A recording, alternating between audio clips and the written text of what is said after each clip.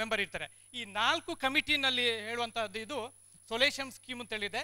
Insurance company, general insurance ಕಂಪನಿಯವರ ಅದರೆಲ್ಲ ದುಡ್ಡನ್ನು release ಮಾಡಬೇಕಾಗಿದೆ. ಇದಕ್ಕೆ ಪರ್ಮನೆಂಟ್ ಡಿಸೇಬಲ್ಮೆಂಟ್ ಆಗಿದ್ರೆ 12,500, ಡೆತ್ ಆಗಿದ್ರೆ 25,000 ರೂಪೀಸ್ ಕ್ಲೈಮ್ ಆಗ್ತಾ ಇದೆ.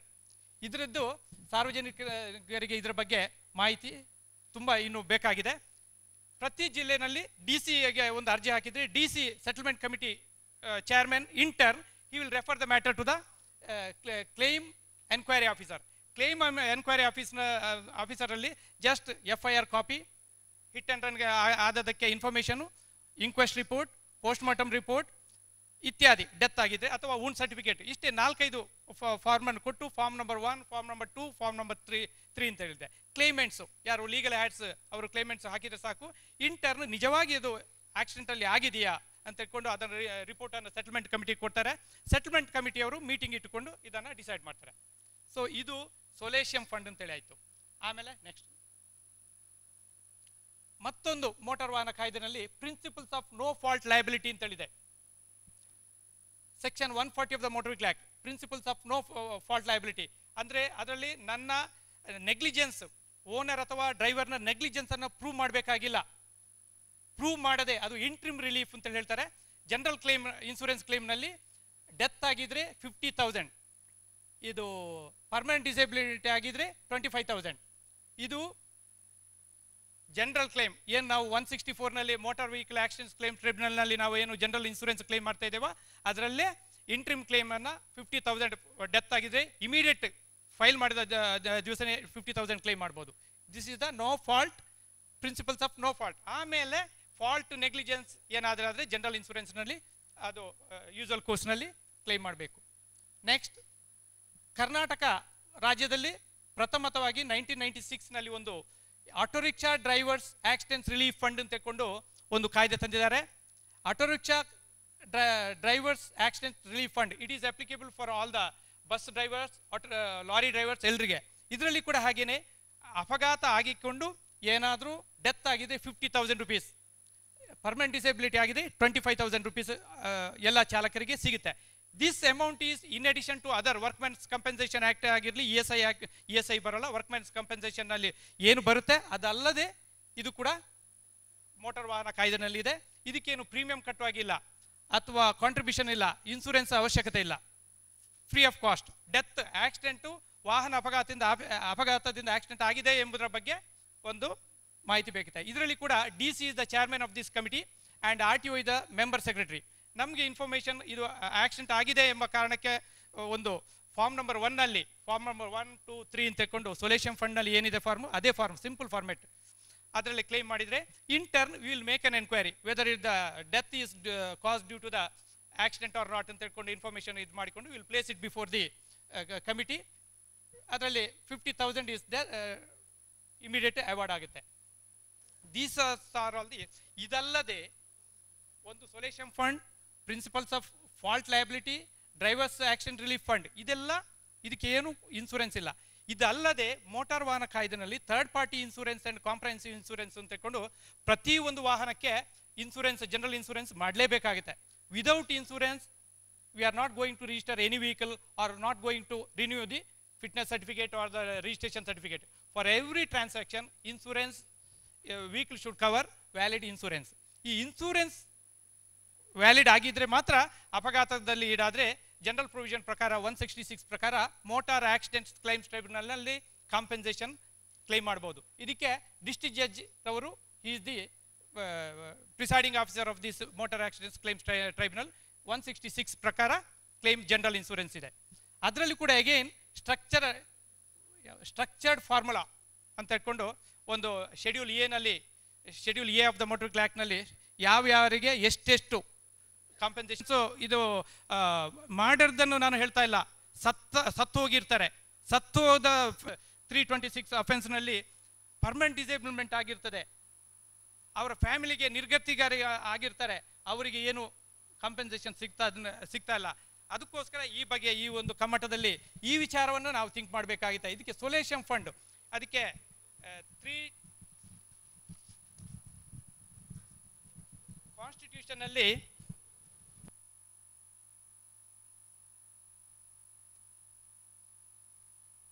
ಕಾನ್ಸ್ಟಿಟ್ಯೂಷನ್ನಲ್ಲಿ state to ensure comprehensive law to protect the lives of the citizens ಅಂತ ತಿಳ್ಕೊಂಡು ಅವಕಾಶ ಇದೆ. ಈ ಅವಕಾಶವನ್ನು ಯುಟಿಲೈಸ್ ಮಾಡಿಕೊಂಡು ಈ ಕಮ್ಮಟದಿಂದ ನಾವು ಒಂದು ಪ್ರಪೋಸಲನ್ನು ಕಳಿಸಿದರೆ ಎಲ್ಲಿ ಚಾಲಕರಿಗೆ ಅಥವಾ ಸೊಲ್ಯೂಷನ್ ಹಿಟ್ ಆ್ಯಂಡ್ ರನ್ ಕೇಸಿಗೆ ಮೋಟಾರ್ ವಾಹನ ಕಾಯ್ದೆನಲ್ಲಿ ಏನು ಅವಕಾಶ ಇದೆಯಾ ಅದೇ ರೀತಿ IPCನಲ್ಲಿ ಒಳಗಾದಂತಹ ಇದು ವಿಕ್ಟಿಮ್ಸ್ ಡಿಪೆಂಡೆಂಟ್ಸ್ ಆಫ್ ದ ವಿಕ್ಟಿಮ್ಸ್ಗೂ ಕೂಡ ಈ ಅವಕಾಶ ಸಿಗುವಂಥ ಒಂದು ನಾವು ಪ್ರಯತ್ನವನ್ನು ನಾವು ಈ ಒಂದು ಕಮ್ಮಟದಲ್ಲಿ committed in a particular place. Therefore, TV is provided not for enjoyment. ಎರಡನೇ ಪ್ರಶ್ನೆ ಅಲ್ಲೇ ಇದೆ. ರೋಗಿ ಸಾಯುವ ಕೆಲವು ಗಂಟೆಗಳ ಮುನ್ನ ಮೆಡಿಸಿನ್ ಅನ್ನು ಡಾಕ್ಟರ್ ತರಿಸಿಕೊಳ್ಳುತ್ತಾರೆ, ಅದನ್ನು ಇಂಜೆಕ್ಟ್ ಮಾಡಿದ್ದಾರೋ ಇಲ್ಲವೋ ಎಂದು ಹೇಗೆ ತಿಳಿದುಕೊಳ್ಳುವುದು? ಅದು ಈ ಕಮ್ಮಟದಲ್ಲಿ ಚರ್ಚೆ ಮಾಡೋ ಪ್ರಶ್ನೆ ಅಲ್ಲ. ಸಾರಿ, ಪ್ಲೀಸ್ ಅವಾಯ್ಡ್ ಸಚ್ ಕ್ವೆಶ್ಚನ್ಸ್. ಅದು ಒಂದು ಯಾತಕ್ಕೆ ಕೂತ್ ಹೇಳಿದೆ ಸರ್, ತಾವು ಅವಕಾಶ ಕೊಟ್ಟರೆ ನಂದೊಂದು ಚಿಕ್ಕ ಪ್ರಶ್ನೆಯನ್ನು ಕೇಳ್ಬಿಡ್ತೇನೆ. ನಾನು ತಮಗೆ ಹೇಳಿದೆ ಇದು ಮುಗಿಸಿದ ಮೇಲೆ ತಮ್ಮ ಪ್ರಶ್ನೆ ಕೇಳ್ತೀವಿ ಅಂತ ಮಧ್ಯೆ ದಯವಿಟ್ಟು ಬರ್ಬೋದು.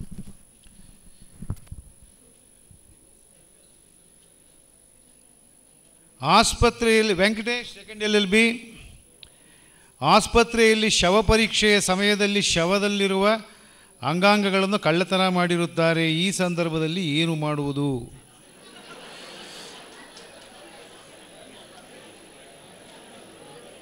ಆಸ್ಪತ್ರೆಯಲ್ಲಿ ಶಸ್ತ್ರಚಿಕಿತ್ಸೆ ನೆಪದಲ್ಲಿ ಕಿಡ್ನಿ ಅಂಗಾಂಗಗಳನ್ನು ಕಸಿದುಕೊಳ್ಳುತ್ತಾರೆ, ಇದನ್ನು ಹೇಗೆ ತಡೆಯುವುದು?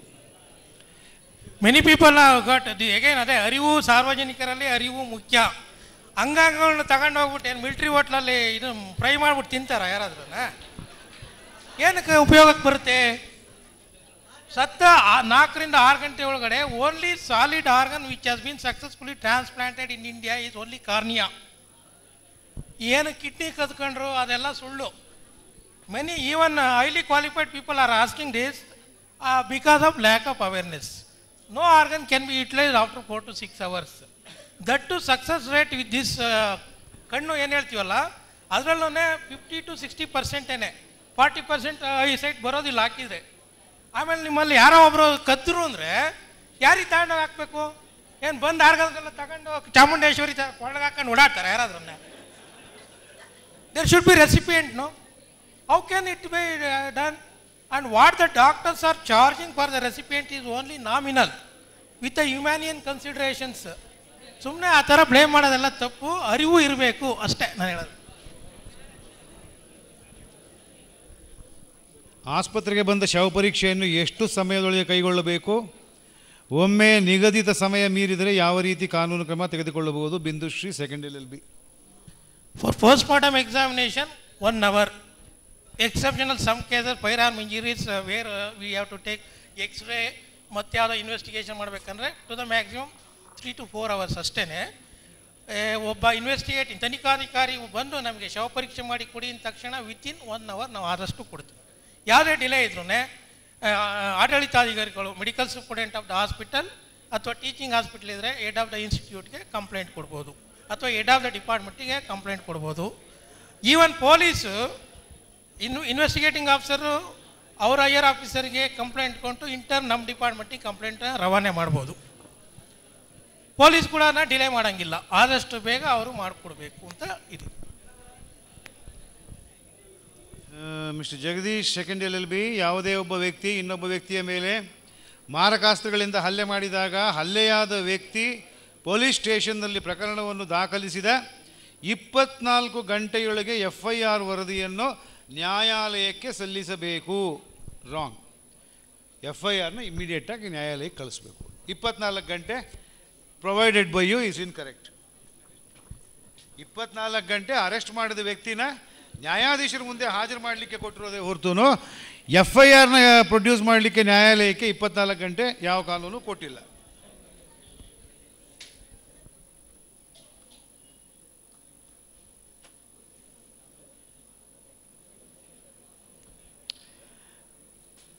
ಭಾಸ್ಕರ LS ಸೆಕೆಂಡ್ LLB, ನನ್ನ ಸ್ನೇಹಿತ ಒಬ್ಬ ನನ್ನ ಸಾವಿಗೆ ನಾನೇ ಕಾರಣ ಎಂದು ತನ್ನ ಕೈಬರಹದ ಮೂಲಕ ಬರೆದಿರುತ್ತಾನೆ. ಆದ್ದರಿಂದ ಆತನ ಸಂಬಂಧಿಕರನ್ನು ಪೊಲೀಸರು ವಿಚಾರಣೆ ಮಾಡಬಹುದೇ ಮತ್ತು ಮರಣೋತ್ತರ ಪರೀಕ್ಷೆ ನಡೆಸಬಹುದೇ? ಅನ್ಯಾಚುರಲ್ ಡೆತ್ ಆಗಿದ್ದರೆ ಮರಣೋತ್ತರ ಪರೀಕ್ಷೆ ನಡೆಯುತ್ತೆ.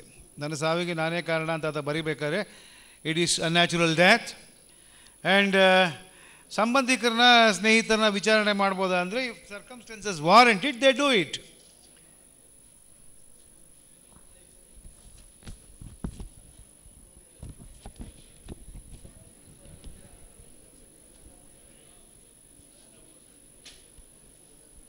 ಇನ್ನೊಬ್ಬರು ಕೇಳಿದ್ದಾರೆ, but because of the importance I am reading though ಆ ಹೆಸರನ್ನು ಕೊಟ್ಟಿಲ್ಲದೆ ಇದ್ದರೆ, rule requiring inspection of dead body by the police of the place from where he is brought for treatment be amended.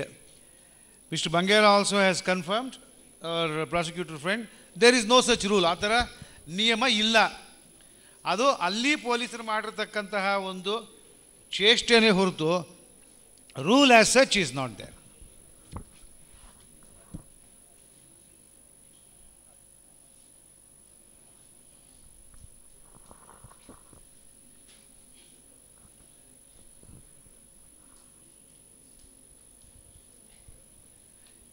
I can't understand this question. Anyway, ಕೆಲವು ಸಂದರ್ಭ Sandeep second LLB, ಕೆಲವು ಸಂದರ್ಭಗಳಲ್ಲಿ ಸಂಜ್ಞೇಯ ಅಪರಾಧಗಳು cognisable offences ಅಸಂಜ್ಞೇಯ ಅಪರಾಧಗಳಾಗಿ ಬದಲಾಗಬಹುದು. ಸ್ವಲ್ಪ if you can explain the question, cognizable offence ಯಾವ ರೀತಿ ನಾನ್ ಕಾಗ್ನೈಸಬಲ್ ಆಗಿ ಬದಲಾವಣೆ ಆಗುತ್ತೆ ಅಂತ ಪ್ಲೀಸ್. ನೀವೇನ ಸಂದೀಪು? ಸಂದೀಪ್ ಯಾರು? ಬಿಡ್ಬಿಡಿ. ನಾನ್ ಕಾಗ್ನೈಸಬಲ್ ಆಗ್ಬೋದು depending on consequences subsequently. Reverse process ಇಲ್ಲ.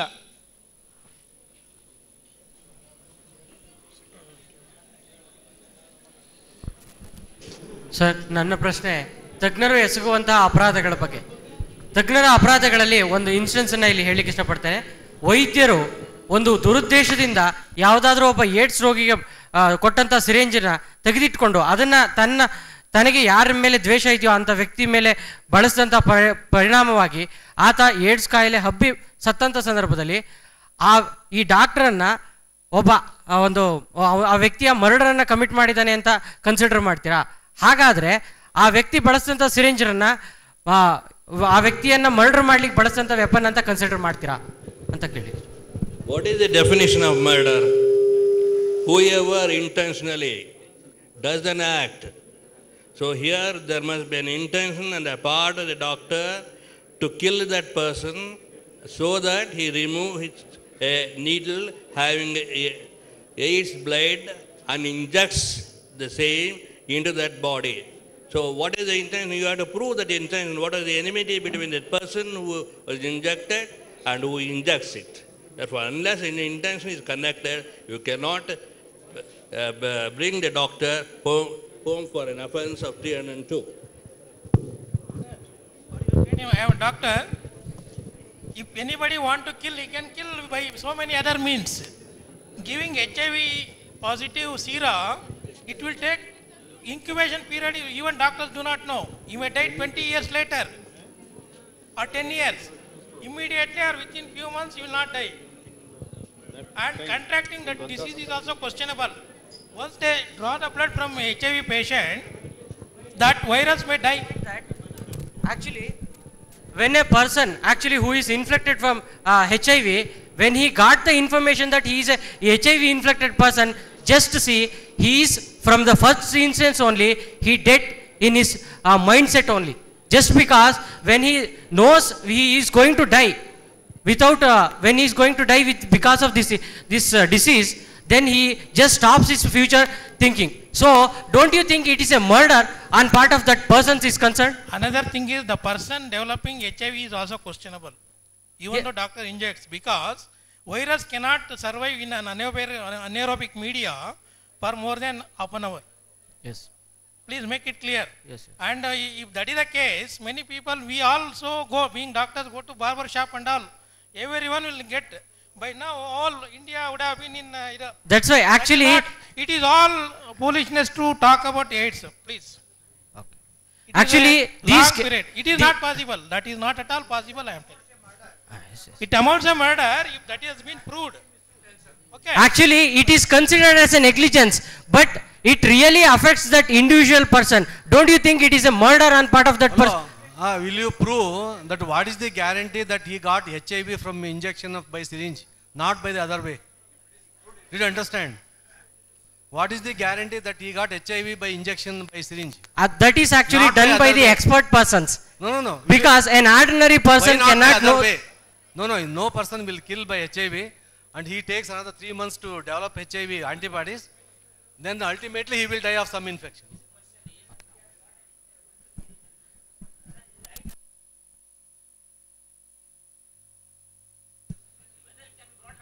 That's what I said. If he has got intent, there are so many other means to kill.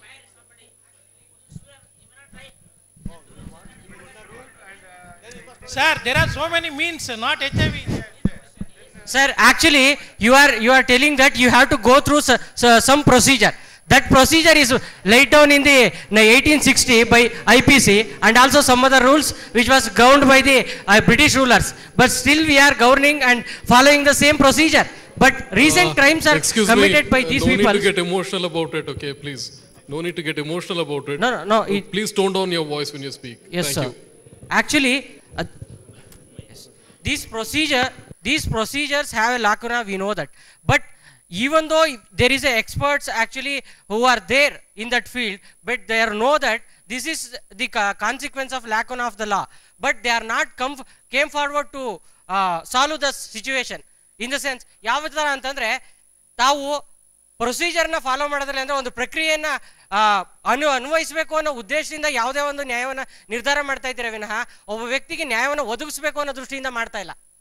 ಆ ವ್ಯಕ್ತಿಗೆ ನ್ಯಾಯ ಒದಗಿಸಬೇಕು ಅಂತ ನೀವು ನೋಡಿದ್ರೆ ಆ ವ್ಯಕ್ತಿಗೆ ಆ ಒಂದು ಕಾಯಿಲೆ ಬರ್ಲಿಕ್ಕೆ ಕಾರಣ ಆ ಡಾಕ್ಟರ್ ಇರ್ತಾನೆ. ಆ ಡಾಕ್ಟರ್ನ ನೀವು ಮರ್ಡರ್ ಅಂತ ಕನ್ಸಿಡರ್ ಮಾಡಿ ಪನಿಷ್ ಮಾಡ್ಬೇಕಾಗತ್ತೆ. ಆದ್ರೆ ಏನ್ ಮಾಡ್ತೀರಿ, ಅವನ ಒಬ್ಬ ನೆಗ್ಲಿಜೆಂಟ್ ಆಕ್ಟ್ ಅಂತ ಕನ್ಸಿಡರ್ ಮಾಡಿ ಪನಿಷ್ ಮಾಡ್ತೀರಾ. ಅವಾಗ ಏನಾಗುತ್ತೆ, ಅವನಿಗೆ ಆ ಒಂದು ಪರಿಣಾಮ ಏನಿರ್ತದೆ ಅದು ತುಂಬಾ ಕಡಿಮೆ ಇರ್ತದೆ. ಅದರಿಂದ ಅವನು ಅರಿವನ್ನು ಪಡ್ಕೊಳ್ಳೋದೇ ಇಲ್ಲ. ಈ ತರ if the mens rea has been proved, definitely he will be punished. See, my friend, burden of proof lies on the victim. 1 second, please. If negligence only is proved, similar consequences will follow. If intention to cause that particular damage to the particular individual is proved, consequences are different. Consequences are different. Although seriousness of the crime automatically, immediately, it becomes a serious crime. ಇಲ್ಲಿರೋದೆಲ್ಲ ಅದೇನೆ sir. ಈಗ unnatural death ಅಂತ ಏನು ಹೇಳ್ತೀವಿ, ಈ post mortem ಮಾಡ್ಲಿಕ್ಕೆ ಮುಂಚೆ any procedure follow ಮಾಡ್ತೀರಾ. ಈಗ ಕಾರ್ಡಿಯಾಕ್ ಅಟ್ಯಾಕಿಂದ ಕೂಡ ಡೆತ್ ಆಗಿರ್ಬೋದು. ಅನ್ಯಾಚುರಲ್ ಡೆತ್ ಅಂತ ನಾವು ಕನ್ಸಿಡರ್ ಮಾಡಿರ್ತೀವಿ, ಬಟ್ ಕಾರ್ಡಿಯಾಕ್ ಅಟ್ಯಾಕಿಂದ ಕೂಡ ಡೆತ್ ಆಗಿರುತ್ತೆ. So is there any procedure which you are going to follow before conducting the post mortem, if it is unnatural death or it is from cardiac attack? See, when police give us 146(1) and 2, you understand what I am telling? Dead body challenge and authorization letter, we have to do postmortem examination. That is subject to confirmation. After doing postmortem examination, if we find that there is a myocardial infarction, there is a cerebral hemorrhage which is due to rupture of some artery, then we will write death is as a result of myocardial infarction, which is natural. Otherwise, if they don't give, we will not cut it. But if they give 146(1) and 2, we have to cut open the body, send the viscera for proper examination, ultimately come to a conclusion which is natural or unnatural death. So then the death of the person will be decided as by cardiac attack or from unnatural one. If the death of the person is decided as by cardiac attack or as unnatural. No, it is natural only. So we will have to confirm it. See, my question is very clear. Sir, 10% of the postmortem examination which we conduct are natural causes. Okay? Yeah. If a person dies naturally because of heart attack, as you said, if any doctor who is a family physician, who is aware of his history, who had seen or treated, if they certify, or when he comes to the hospital and if he take ECG or by clinical examination, if he confirms that he has died due to heart attack, he can issue certificate. There is no need to do PM examination. That body will be handed over without interference by police. Okay? So I will answer his question. Actually, if anybody suspects his death is suspicious, then only police comes to the picture, then they will refer to the postmortem. If no suspicion is there occurred in the family or in the friends or anybody, so this question of postmortem does not arise. Right. Okay. But the problem is, somebody has to issue a certification of cause of death. Yeah, that is Who what. will issue certification Yeah, of cause that is of what death? my question. Is anybody ready to give certification of cause of death? No. Then it becomes unnatural. Autopsy has to be done. Then the doctor who does the autopsy will give you certification of cause of And death. another question. That will be referred to a medical officer immediately by the family members or the friends. Whether immediately after the person dies, No. definitely they will refer to the medical officer. The question has been asked and answered. We leave it there. It's only in suspicious circumstances it goes to postmortem. All natural deaths, they go in the normal way, the body is disposed of. Sir one more sir, ಇಲ್ಲಿ ಜೀವದ ಹಕ್ಕಿನ ಮಹತ್ವ ಅಂತ ಇವತ್ತಿನ ಚರ್ಚಾ ವಿಷಯದಲ್ಲಿ ಸೇರಿಸಿದ್ದೀರಾ. ಈ rape ಅನ್ನೋ ವಿಷಯ ಬಂದಾಗ, ರೇಪ್ ಮಾಡಿದ್ದಾನೆ ಅಂತ ವಿಕ್ಟಿಮ್ ಹೇಳಿಬಿಟ್ರೆ ಸಾಕು, ಅವನ ಕತೆ ಮುಗ್ದಂಗೆ ಯಾರ್ದು ಅಕ್ಯೂಸ್ಡ್ ಕತೆ. So protection of the accused first ಕೋರ್ಟಿಗೆ ಪ್ರೊಡ್ಯೂಸ್ ಮಾಡಿ